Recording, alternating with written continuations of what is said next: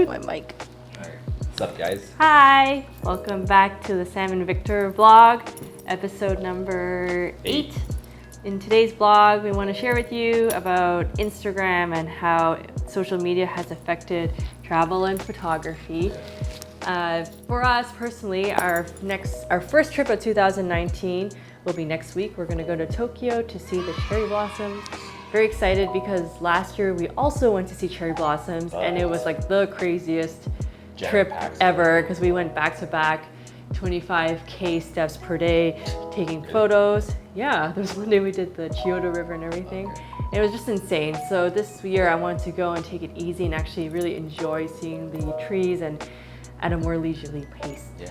But we actually haven't been traveling for the past 4 months. Our last trip was back in November 2018. Yeah.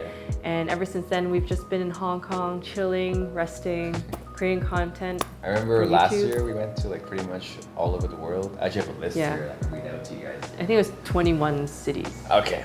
Yeah. So LA, New York, Toronto, Sanya, Tokyo, Osaka, Milan, Bali, Shanghai, Copenhagen, Paris, LA, Toronto again, Cuba, SF, Brisbane, Bali, Chengdu, Beijing, Bangkok, and Tokyo.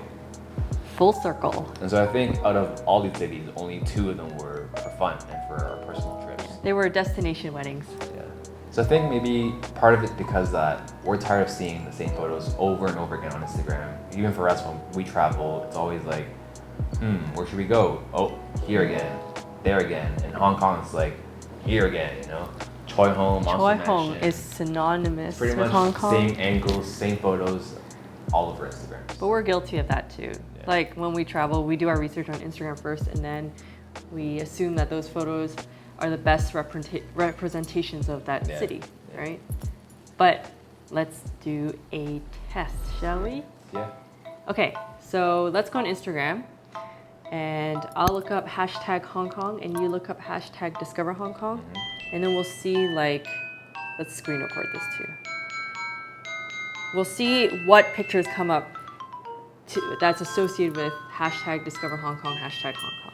Ready and go. Oh, whoops. For me, I see Queenie Sauna. Oh, Choi Hong's the 3rd photo on the first row. Transformer building, another one here. See account. So Oh, Choi Hong again. Queenie Court Sauna again. Shamshe Po drone. Oh, Monster Mansion. 7, Monster Mansion. 8, 9. Monster Mansion. Yeah. So I think just within Monster that Mansion. 10 seconds of going through the Choi Hong. hashtag Hong Kong Choi Hong. tag, you know exactly that Monster Mansion or Choi Hong will pop up. Monster for sure. Mansion. And Monster. Okay, sorry. Okay, I'll so I stop. think like even just like scrolling through like very quickly through this hashtag like gets pretty boring. So I remember I think in the first month I moved here from Toronto, I have friends from Paris, from New York that came over just to visit Hong Kong, and they'd always be like, "Hey, yo, bro, like, how do you get this place?" And I'm like, "Where is it?" And then they show me, and it's Choi Hong. So I went to Choi Hong, I think for 3 weekends straight In a row? in a row. Yeah. So for me, it was like boring, but for them, it was like, wow, you know? Well, it is very unique to It's unique, but to the city. It's just the same thing, man. Like, Yeah. Do you want to go see if the estate is full of tourists or locals? yeah, we can do a talk there in a second. Okay, sure. Let's go. Let's go to Choi Hong and see what kind of crowd there is.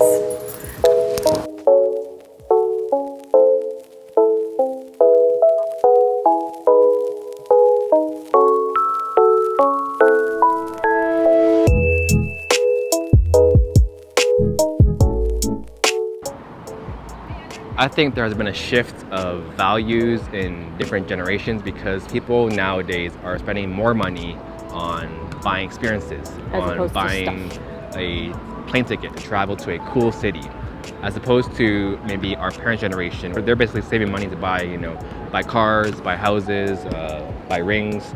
And so I think that people today, especially the young generation, are spending a lot of money on getting that certain photo that they want on their platforms.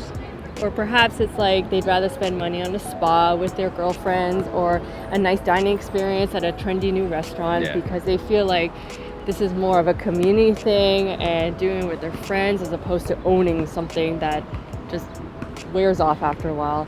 And I think with the advent of social media and digital photography, now anyone owns a smartphone and can take a photo and become a photographer. And with Instagram, it makes it super easy for everyone to go on their travels and replicate the exact same shot that everyone else has and able to share it on their social media platforms. You guys already probably know where we are right now. We're in Choi Hong, also known as the Rainbow Estate. It's almost become symbolic of Hong Kong. And last week I came here with Laura, who's actually never been here to shoot. And when she got here, she was actually a little disappointed and a little surprised because in pictures it looks like very solid colors, very saturated, popping colors, but in reality it's actually quite matte and muted and more on the pastel side.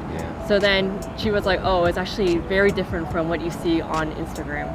Yes, I remember watching a video from my friend Johnny Harris. We were inspired by him. He's very good at storytelling. I remember him talking about how he traveled to Austria, to a town called Hallstatt, where everyone literally goes on a tour bus or goes there for the exact same photo with the houses and then the mountain view in the back. And he explains why people travel there. And since they already saw it on Instagram or on Google, that how come people still go there for the exact same photo? And so our question is, do people want the same photo because they want the likes, they want the engagement? Like, how come they're willing to see it for themselves, but then they've already seen it when they're at home? Right? You know? Yeah.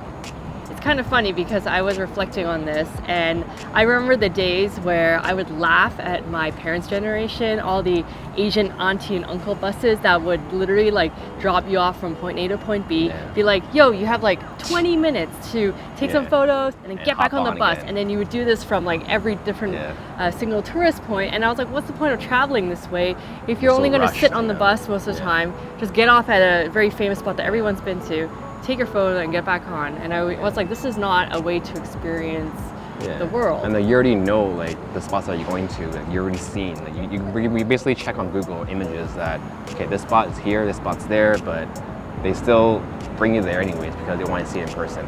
Yeah, but then I feel like now our worlds have collided and our generation and their generation is basically how we all travel now, thanks to social media. So for example, in Paris it'll be the Eiffel Tower, Milan will be the Duomo, and Hong Kong will be Choi Hong here. So it feels like that even before you make a trip out to anywhere, you already have that assumption that this is the best photo. And every city has its most iconic Instagrammable banger spots. Even for me, like a lot of times before I travel, I get very anxious because there's a lot of planning involved. So on my Instagram, you'll see like I have a lot of saved albums and they're titled by city or by country. So that, especially for client shoots where time is very tight because, you know, they have budgets they have to keep within, in order to save that time and to maximize our time in those destinations, I try to plan everything so everything is predictable and we know exactly what we're shooting, because I myself am not an expert. I've never, like before last year, never been to Milan or Copenhagen. So to get those photos, we need to plan, and thanks to Instagram, that has helped us to plan a lot. So we're guilty of that too. Then I ran into some fans. Are you guys from Indonesia? Yes. Okay. So we're here in this location because we're kind of trying to figure out like why people love coming here. Taking the same photo. Yeah. So like, you've seen it on Instagram, like why do you want to come here and go to all these places in Hong Kong when it's already been photographed a lot? Okay. Yeah, it's like a bookmark, and then she's the inspirations. Your inspirations. Instagram. Photo, so I try to go here. Oh, okay. But I've never shot Monster Mansion before.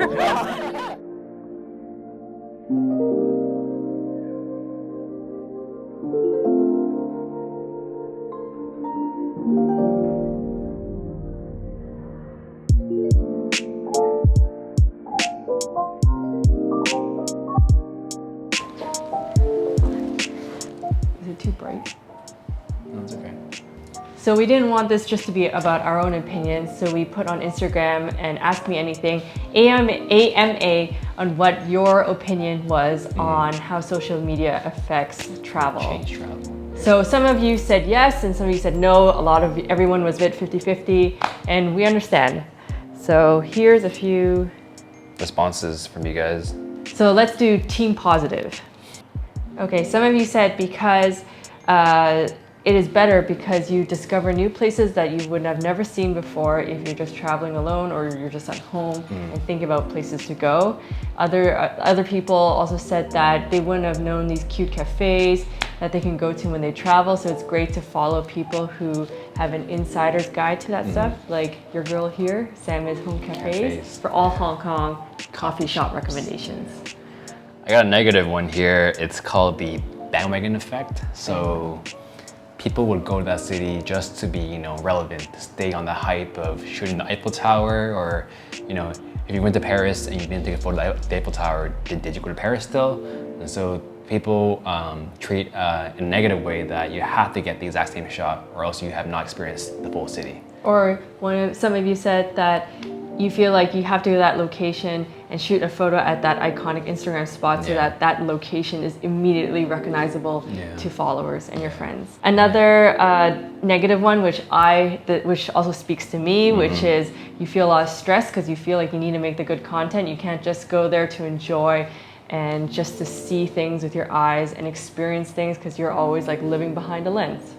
A good thing I got here too is that it's easier to go to these spots because Instagram has made it a lot easier to just geotag something, find on GPS exactly where it is, how to get there, and it's basically all in this thing. So no more maps, no more, Googling how to get there, but Instagram, just click and then you're good to go. Yeah, and some of you also said it is a better tool than, say, TripAdvisor, where everything's a bit not really up and coming, it's not current, it's all the very cliche old spots that you would find in any travel magazine. I got a negative one here. It says that travel is now something material. It's a product which is advertised. It is consumption. So I guess travel is now treated, as we said earlier in the video, that it's become a physical product that people would buy and experience for. It's not much enjoy anymore. And for your own eyes, it's pretty much you're sharing that photo because you want to be relevant for your friends or followers, and it's become more of like a very materialistic thing. A negative one here. She says that Instagram creates FOMO. And so if you don't go to those spots, again, did you go there at all, A negative one here is that Instagram has allowed us to judge between is it worth going there or not, like really quickly. That's true. I mean, if it works for your feed or if it doesn't, you can kind of judge when you even just go on Instagram and check. For a restaurant, you can tell by the food photos, is it photogenic or is it not photogenic? Or people just take really crappy photos and you think, I can do a better job than them. Is there latte art or not latte art, in the coffee they make? Is there latte art? Is the latte art nice? Is it nice? Is it What's the avocado toast look like? Yeah, exactly. Another negative that you guys said was that a lot of these spots are overcrowded. Therefore, a lot of people don't want to share new spots because they fear that these places will become like another Choi Hong or Monster Mansion where there's crowds and there's lineups. And some of you also mentioned that a lot of people are not respectful of the surroundings or the people or of the nature. Yeah, like it takes work to find a cool spot. Even for us, on our weekends or on a day off, we would go explore, walk literally maybe 10K steps a day to find a cool spot, and then just to have someone ask us, hey, where's a spot? We respect that you're asking us, but at the same time, it's not easy, it's hard work to find these spots, so we wouldn't want you to give it away and make it popular for another crowd to come in. Yeah, if you want to see a crazy spot, go to Saiwan Swimming Shed. You'll see lineups to get a shot at the dock over the weekends. It's not fun. A lot of you guys had really long passionate replies on this topic. Because it didn't fit in. Yeah, so we asked you guys to DM us, and I got some really amazing feedback from a few of you that I would love to just put out there because you guys are so eloquent and so thoughtful. So if you don't mind, I'm just going to read it out. Serena Lalani, I'm going to skip the first part. As for the travel question, there's pros and cons. I miss the days of going to a new place and not having expectations for the photo I'm going to get. Before Instagram, I didn't travel to get good photos. I traveled to travel. And if photos came out of it, there was a bonus. I still like to keep this mindset in place, but in the social media age, it's a lot harder. People are constantly posting photos of where you should go, or spots that look incredible after a bunch of Lightroom filters and Photoshop. But then when you get to these spots, it can actually turn out to be very underwhelming. On the other hand, Instagram has helped me to find a bunch of cafes, restaurants, etc. that I never would have found on my own. For example, your page is the perfect guide for when I come to Hong Kong. But will I be able to get the shots you do? Probably not. And should I try to? Also probably not. I might be rambling onto another topic now, but I think the issue with Instagram and travel is that many people are starting to travel to get these certain photos and to basically recreate content that is already out.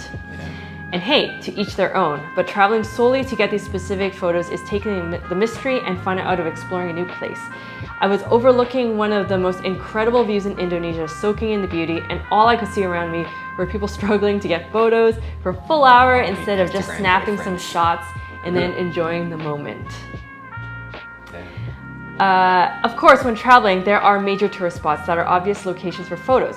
Where things become a bit questionable is when I see numerous influencers at the same, not so touristy places with the exact same poses, angles, eating the same food, wearing a similar outfit, aka the flowy dress. It may seem like it won't be obvious to followers, but it is, because you guys are smart.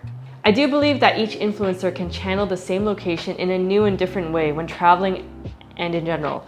If one influencer gets inspiration from another, I don't see any issue with that, as long as they're adding their own personality and creativity into the content. But if numerous people are trying to completely replicate someone else's vision and idea without credit, that's a tricky one. I see an issue with that, and I immediately am turned off by the creator and unfollow. Unfollow, wow. Yeah, and I completely understand, this is a super long one, and I completely understand that when traveling, creators likely don't have access to all the props and wardrobe that they have at home. However, I don't think the mindset should be to save one specific image and try to completely copy it. There is always room for new ideas and creativity.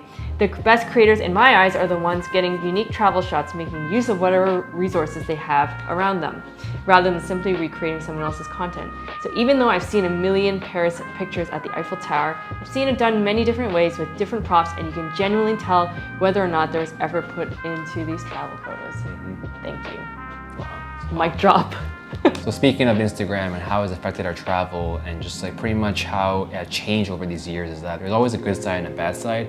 The good side of it is that it's much easier to travel now because we know how to get these spots. We know what looks good on Instagram. The bad side is that we travel because we want to take photos, we want to brag about to our friends that we've been here. And pretty much every city you go to now, there's an exact representation of what needs to be shot in order to prove that you were there. Yeah, I think Instagram has both benefited all of us travel, so we don't demonize it, but we also think it has done us a disservice in how we travel and see the world now. We're not actually experiencing or enjoying the moment there, you're just there to get the content. So for us, the reason why we stayed in Hong Kong the past 4 months is that we think that originality really comes from digging deep into where we're based. And with this influx of travel creators and travel couples, I think our difference is being based in one location and literally just showing you every single corner of all Hong Kong, one city, and to show you, and I think our message is that we want to show you that you don't need to travel to get great content.